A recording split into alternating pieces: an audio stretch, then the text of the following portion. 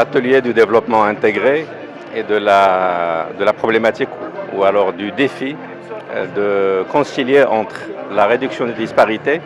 et le renforcement de l'attractivité des territoires, qui était au cœur de l'atelier, mais en réalité qui est au cœur aussi des missions des régions dans le cadre de la régionalisation avancée. Et c'est vrai que l'un des objectifs prioritaires de la régionalisation avancée, c'est de permettre à notre pays dans sa globalité d'atteindre un nouveau palier de développement à travers une meilleure synergie entre les politiques publiques, sectorielles, dans le cadre de leur déclinaison au niveau territorial. Et c'est vrai qu'il se pose d'abord le défi de la réalité, c'est que nous avons des disparités territoriales et sociales.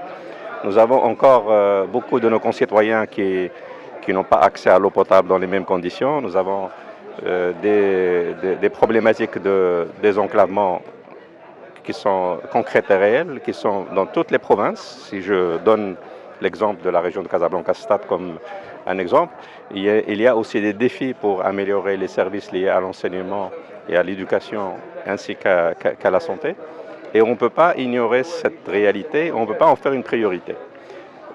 Donc notre défi, c'est de sortir des nouvelles stratégies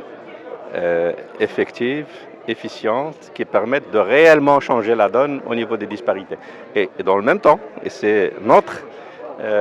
responsabilité, c'est notre challenge collectif,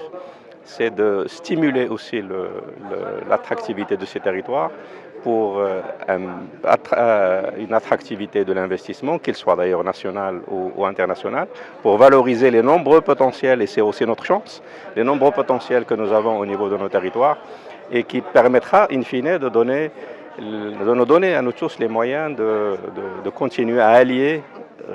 réduction des disparités et développement de l'attractivité et de création de la richesse. Donc cet atelier qui a permis la participation de plusieurs compétences, d'abord des présidents de région, mais aussi des responsables ministériels, des représentants du secteur privé et surtout une assistance très importante, très diversifiée avec les élus, les responsables territoriaux, les responsables nationaux, a été pour moi une véritable occasion d'avoir un débat très franc et très complet sur les différentes facettes de cette problématique, pas seulement sur un plan théorique, mais aussi en s'appuyant sur des réalités et sur des expériences. Et je crois que cet atelier, et je ne doute pas que les autres le feront aussi, est une illustration de la pertinence de ce forum, de cette rencontre,